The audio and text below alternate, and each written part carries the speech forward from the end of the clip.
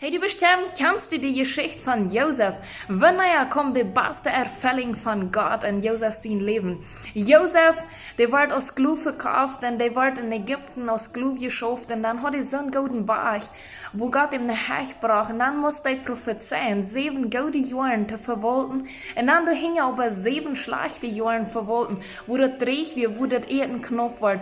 Und dann hat mal eine Frau, wanneer erfüllt Gott, dass er seine Brüder war sein kann, wo er sein Vater war sein kann, wo er sich verseinen kann. Dort wir nicht in den 7 guten Jahren, sondern in den 7 Jahren, wo sie schlecht werden, wo sie dreht werden, wo die Menschen Hunger haben und wo die nur arm kommen, segnen.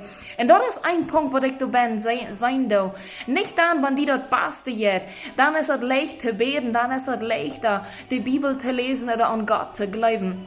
Gott, der hat ein Wort für dein Leben. Gott, der hat ein Ziel für dein Leben. Der hat eine Berufung für dich. Und du musst dich die Mut merken. Wenn die dort einmal schlecht wird, wenn du mutlos wirst, gib nicht ab. Wenn es dort passt, dort kommt immer dahin. Wenn du Krieg abgibst, dann musst du wieder von vorn anfangen. Und dann kannst du das nicht durchbrechen. So, wenn du mutlos bist, wenn du Gebet brauchst, wenn du eine Erfüllung brauchst, wenn du irgendeine Antwort brauchen willst, du kannst Gottes Wort segnen, du kannst auch mich schreiben. Aber vor allem will ich die Mut machen. Seg Gottes Wort und so eine Ding ist dort ganz besonders. Und sag Gott, ich hol an die fast. Jesus, du bist mein Radar. Und ich nehme die an und ich werde den Heiligen Geist, dass er mich fällen macht, dass er mich fällt und dass ich durchholen kann. Und das Wort möchte ich von dir mit dir mitgeben.